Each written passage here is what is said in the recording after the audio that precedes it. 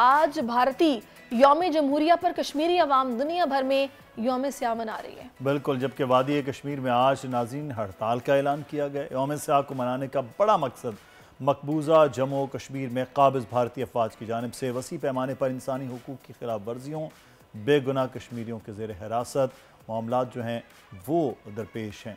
और पाकिस्तान में साथ ही साथ आपको ये भी बताएं कि टारगेट किलिंग के पीछे हाथ भारत का निकला है। सेक्रेटरी खारजा साइरस काजी सबूत सामने ले आए हैं। प्रेस कॉन्फ्रेंस करते हुए कहा कि हमारे पास 2 पाकिस्तानी शहरियों को इंडिया की जानिब से कत्ल किए जाने के मुसद्दका सबूत भी मौजूद हैं। तो इस सूरत हाल पर हम बात करेंगे। तर्जकार ब्रिगेडियर रिटायर्ड वकार हसन साहब मौजूद हैं। बहुत शुक्रिया ब्रिगेडियर साहब आपके वक्त का। सर, ये हमने ये देखा कि अमेरिका, बरतानिया, हर जगह, कनाडा में इस किस्म के मामलात में मुलव्वस लोगों को मरवाने में, और जिस तरह पाकिस्तान के ख़िलाफ़ हैं मशरक़ी और मगरबी सरहदों में, दोनों जगह पर वो इसी तरह की एक्टिविटीज़ में इन्वॉल्व रहे। ईरान चाबहार से उन्होंने जिस तरह से पाकिस्तान में गवादर को नुकसान पहुँचाने की कोशिश की, वो भी आपके सामने है। और ये जो वाक़या सामने आ रहा है कि अब शहरियों के कत्ल में भी एजेंसीज मुलव्वस हैं, क्या कहेंगे कि ये भारत मतलब चाह क्या रहा है? खत्ते में कोई थानेदार बनना चाह रहा है, यहाँ का कोई वडेरा बनना चाह रहा है, क्या चाह रहा है? आई थिंक पिछले 10 सालों में जिस तरीके से भारत को प्रोजेक्ट किया गया इन द वेस्ट और स्पेशली इंडो पैसिफिक में और the counter wait against China, तो उन्होंने समझा कि शायद अभी जो है फ्री फॉर ऑल है और India can go with in India. तो ये लोग कर रहे थे, पाकिस्तान के साथ कर रहे थे। पाकिस्तान से पहले बहुत ज्यादा प्रूफ्स नहीं है। कुलभूषण का केस इंटरनेशनल कोर्ट में गया। लेकिन अभी इन्वायरमेंट बदली है पिछले 3-4 साल में। मोदी ने बड़ा एग्रेसिवली इसमें आई थिंक परसू किया। तो आपने इससे मेंशन किया कनाडा में कैनेडियन सिटीजन को मारा गया, यूएस में अटेम्प्ट की गई गुरपतन सिंह पन्नू को मारने की, और यूके में भी एक अवतार सिंह खंडा था जो सिख लीडर था, उसको मारा गया। लेकिन वो ऋषि सुनक की वजह से वहां पे आवाज नहीं उठी। अभी आई थिंक एनवायरनमेंट बदली है। इसी तरीके से भारत का एक वीक स्टांस रहा अगेंस्ट चाइना। 2020 में इनसे 2500 स्क्वायर किलोमीटर चाइना ने ले लिया और इनके बंदे भी मार दिए थे गलवान में। तो फिर वेस्ट को रियलाइज हुआ कि ये पेपर टाइगर है, ठीक है, फायदा हमसे उठाता है। तो अभी I think there is lot of criticism जो वेस्ट में भी है कि भारत के साथ शायद रिव्यू कर रहे हैं। तो इस एनवायरनमेंट में आई थिंक पाकिस्तान जो एविडेंस लेके आया, इसकी एक तो अहमियत है। नंबर 2 इसका ये कि अगर आप इसको लीगली, डिप्लोमेटिकली और इंफॉर्मेशन डोमेन में परसू करते हैं एग्रेसिवली, सब भारत का आपने देखा है, उसका मीडिया जान नहीं छोड़ता तो मौका मिल जाए, तो इसमें आई थिंक बड़े अच्छे रिजल्ट्स आ सकते हैं। और अभी रिसेंटली ईरान के थ्रू उन्होंने एक गोंडी सी कोशिश की पाकिस्तान पे अटैक करने की, और वो भी नाकाम हुई। अच्छा, मैं चाहूंगी वकार साहब थोड़ा सा जरा आप अपनी भी राय दीजिएगा, क्योंकि मैंने इस मामले पर कुछ तज्ज़ियाकारों को सुना है। उन्होंने ये कहा है कि अब हमें डोजियर देने की ज़रूरत नहीं है, हमें अभी एक ऐसा लीगल लेटर तैयार करना होगा कि जिसके ऊपर केस चल सके और ये शवाहिद अदालत में पेश किए जाएं। डोजियर जो है ना वो अब पीछे रह गया। अब ये मामले को आगे बढ़ाने के लिए मुख्तलिफ फोरम्स पे उठाना भी होगा, साथ लीगल हमें बैटल इसमें लड़नी पड़ेगी। एग्जैक्टली इसमें आई थिंक पाकिस्तान के पास बड़े अच्छे इंटरनेशनल लॉयर्स हैं जो इंटरनेशनल लॉ को समझते भी हैं। और पहले आपने देखा जिस तरह कुलभूषण का केस था, उसमें डिस्पाइट जितना मर्जी ट्विस्ट किया, ultimately international court of justice ने आपके फेवर में दिया था कि ठीक है आप उसको काउंसिल एक्सेस दे दें। वो फिर भारत ने नहीं ली और कुलभूषण का केस जो है वो हमारे पास आ गया दोबारा। अभी मैं मिसाल दूंगा साउथ अफ्रीका की, जो एक लीगल केस लेके गए जेनोसाइड का इजराइल का, और उसमें डिस्पाइट उनका फिजिकल लिंकेज नहीं है लेकिन इंसानी आई थिंक हमदर्दी और प्रिंसिपल्स के ऊपर वो लेके गए, और वो बड़ा जबरदस्त तरीके से उन्होंने फाइट किया है डिस्पाइट के वेस्टर्न मीडिया, वेस्टर्न कंट्री ने बड़ा बैकअप किया है। तो इसका मतलब है अगर आपके पास अच्छा एविडेंस है और फिर सर्कमस्टेंशियल एविडेंस है, फिर एक एनवायरनमेंट है जिसमें आपकी बात सुनी जाएगी, तो ऑल द मोर रीजन कि आप अच्छी team, I am sure foreign office पे काम कर रहे हैं कि बाकी डोजियर से आगे now you should go into legal fight और उसको एक्सपोज करें। अभी भारत ने, आपको याद होगा, FATF में एक भोंडे तरीके से आपको जाए रखा almost 4 to 5 years for nothing. मतलब टेररिज्म वो करता है और वो बेसिकली वो चूंकि वो परसू करते हैं। तो I think we have to follow that line के एग्रेसिवली तीनों डोमेन में, लीगल, डिप्लोमेटिकली, फिर रीजन में बड़ी एनवायरनमेंट है। देखिए अच्छा, मुझे इस बात की हैरत है वकार साहब कि अब देखें ना कि कितना डिजिटलाइज हो गया दौर, कि हर चीज़ एक क्लिक पर मौजूद है, किसी से कोई ढका छुपा नहीं है। यही वजह है कि भारत अब एक्सपोज भी हो रहा है कि हम टेक्नोलॉजी वाइज बड़े एडवांस हो गए हैं। लेकिन आप इनकी ढिटाई या फिर इनकी बेशर्मी की इंतहा देखें, पता नहीं किस जोन में है। या तो इनको ये लग रहा है कि हमारा मुल्क बहुत बड़ा है और दूसरा हम इकोनॉमिकली अब पहले से बेहतर हो रहे हैं, मजबूत हो रहे हैं, कोई हमारा कुछ नहीं बिगाड़ सकता। ये इस तरह की हमाकतें या इस तरह की हरकतें बगैर किसी खौफ के वेस्ट को भी पता लग गया है, फिर भी करते हैं, क्यों? आई थिंक ये माइंड सेट। अच्छा, आप पीछे चले जाए, बेरूनी ने विजिट किया इंडिया का, तो आई नॉट से कि कोई हिंदू, बट जो रूलर्स के साथ उसका इंटरैक्शन का ये बहुत ज्यादा रिजिड है, एंड दे थिंक कि सारी दुनिया से इंडिया में। अच्छा, दिस इज कंटिन्यूड। मैं एक मिसाल दूंगा कि स्विफ्ट रिटॉर्ड में पाकिस्तान ने जहाज गिराए 2, अभिनंदन को पकड़ा, हवाले किया, उसको जाके अवार्ड भी दिया, प्रमोशन भी। जस्ट इमेजिन, इतने शर्म की बात है कि जस्ट टू बूस्ट अप, कि जी हमारा डिसीजन ठीक था।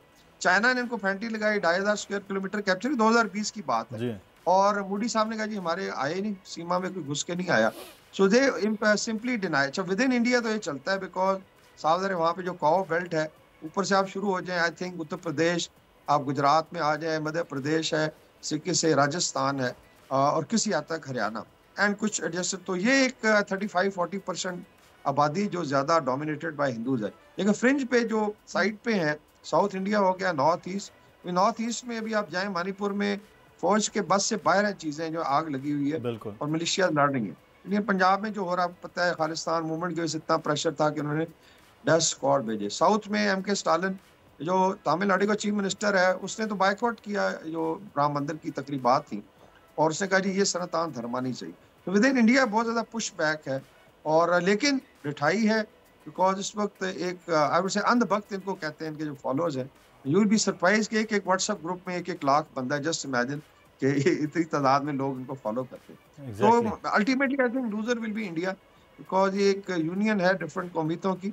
और अगर आप इस तरीके से चलते हैं, जिस तरह भी यौम जमहूरिया मना रहे हैं, ये रिपब्लिक डे, कल परसों मुसलमानों की अमलाक को बुलडोज किया जा रहा था, गिराया जा रहा था, और अभी जो सेकुलर मुस्लिम थे वो रियलाइज कर रहे हैं, नसीरुद्दीन शाह जैसे। अब यौम जमहूरिया तो ब्रिगेडियर साहब, यौम हिंदुत्वा जो हम देख रहे हैं पिछले इतने साल से, तकरीबन 10 साल जब से मोदी की हुकूमत आई है, तब से ये चीज़ें चल रही हैं। लेकिन आज क्योंकि कश्मीरियों की अगर हम बात करें, वो पूरी दुनिया में यौम स्याह मना रहे हैं, पाकिस्तान में कश्मीरी मौजूद है, पाकिस्तानी भी उनके साथ इज़हार यकजहती कर रहे हैं।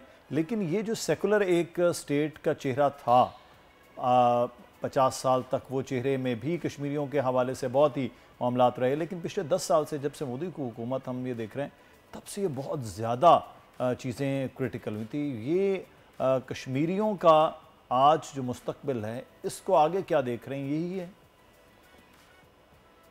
इसमें आई थिंक जो भारत का एजेंडा, ये तो बड़ा डिक्लेयर्ड है, और 2024 एक डेट है, ईयर है, कि अगर मोदी 2/3 ले जाते, जो लग रहा है, बिकॉज आई थिंक जिस तरीके से उन्होंने बिल्डअप किया है, तो दे change the constitution, Hindutva Republic declare, नाम तो उन्होंने बदल दिया इंडिया से भारत। अभी आए थे कि जो कौमियतें हैं कश्मीरी मुस्लिम्स को, 25 करोड़ मुसलमान है मेनलैंड इंडिया में, और तकरीबन 1 करोड़ आप कह लें ऑक्युपाइड कश्मीर, जो उनका हिस्सा नहीं है। तो जितना सप्रेशन हो रहा है, आई थिंक इस पे अभी ये बाउंस बैक आएगा। अभी जो गाजा फलस्तीन में हुआ, हमास ने जो किया इसराइल के साथ, इसराइल बहुत बड़ी मिलिट्री माइट है, लेकिन वो लड़ पड़े अल्टीमेटली, इतना ज्यादा आप प्रेस करते हैं, तो मेरे ख्याल में एक टाइम आएगा Kashmiri on both side of LOC जो है वो उठेंगे। और भारत को बड़ी फिक्र है कि अगर ये भी टेक्नोलॉजी जो आ गई है, और the way it is planned, उनके बड़े मसाइल पैदा हो सकते हैं। सही, तो उसका तो आगे 2/3 हमें मेजॉरिटी भी नज़र आ रही है। तो सर फिर तो ये ख़ित्ते के लिए मज़ीद मुश्किलात हैं। अभी देख लीजिए, अभी हाल ही में मालदीव ने जिस तरह से रिएक्शन दिया है भारत के हवाले से, फिर बाकी बांग्लादेश ख़ुद भी, नेपाल में, पाकिस्तान और फिर अफ़गानिस्तान में इंटरवीन, अब फिर दोबारा से उनकी किसी न किसी तरह से मौजूदा गवर्नमेंट के साथ वो बढ़ रही है। तो ये ख़ित्ते के लिए तो बहरहाल, और सार्क कंट्रीज़ के लिए ख़ासा एक अगले आने वाला वक्त भी मुश्किल होगा, जब अगर मोदी 2/3 ले जाते हैं, और कश्मीरियों के लिए ख़ास तौर पर। इसमें लॉन्ग टर्म में देखें, ये आई वुड से कि कुछ वक्त के लिए तो शायद इनको एडवांटेज नजर आ रहा है, बट अगर आप एनिमीज इकट्ठे कर लेते हैं, जो मुल्क लाइक बांग्लादेश में आउट इंडिया मूवमेंट चल रही बड़ी सख्त और बड़ी, इस तरह जो मौजू है, इनके प्रेसिडेंट है मालदीव, आए इसी नारे पे, जो अगर छोटी छोटी रियासतें बॉर्डर पे भारत के खड़ी हो जाती हैं, बड़ा I think it's very difficult to then manage. फिर इसी तरीके मिडिल ईस्ट में इनकी शिपिंग को आप देखें, हुतीज हिट कर रहे हैं, और ये मेहनत करने गया था जयशंकर कि हमें बचाएं, ये टोटल मिलिट्री माइट है।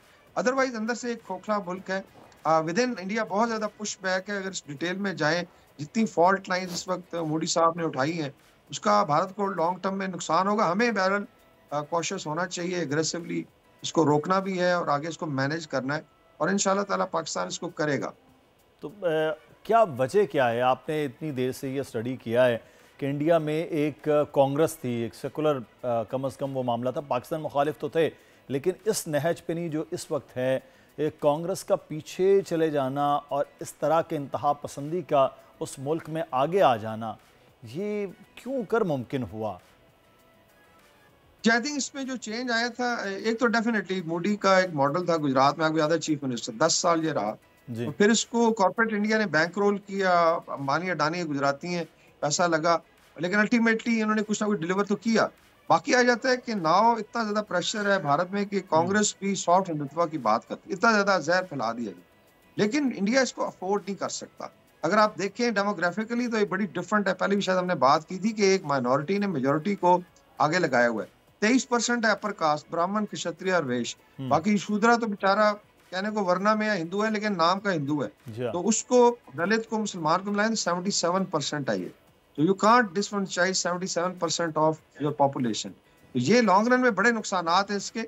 बाकी ठीक है, मोदी साहब वोट भी ले जाएंगे और अपना 56 इंच की जो चेस्ट है फुला के फिरते रहेंगे, लेकिन लॉन्ग रन में भारत का नुकसान है और इस पे आई थिंक कौमियतें जो है इनके खिलाफ उठ खड़ी है। सही, बहुत शुक्रिया ब्रिगेडियर वकार हसन साहब, आप तर्जिया दे रहे थे आज की सूरत वाले से, आपका शुक्रिया।